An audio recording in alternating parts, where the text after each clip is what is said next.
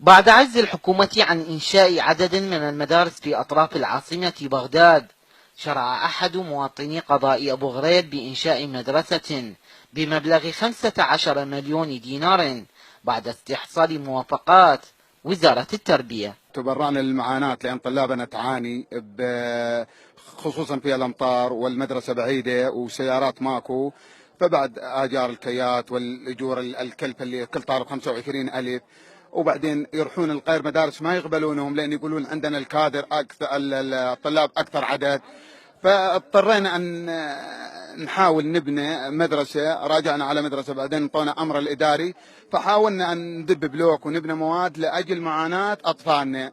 والله كلفتنا 15 مليون، 15 بس البناء، يعني بعد لا سياج ولا أي، بدلنا الخمس صفوف كلفنا 15 مليون.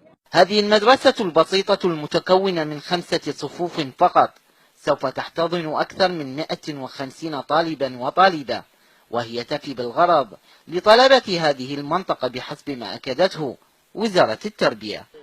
مدرسة متوسطة للبنين ب3 صفوف وغرفتين إدارة، وإحنا وعدناهم كربانين أيضا كمخزن، وصحيات أيضا انطيناهم كربانين. المتوسطة يعني عدد من الطلاب قريب 150 طالب، يعني تفي بصراحة بالغرض، لأنه المدارس القريبة على هؤلاء الأولاد بعيدة جدا وتكلف أولياء أمورهم خطوط يعني ما يزيد على 100,000.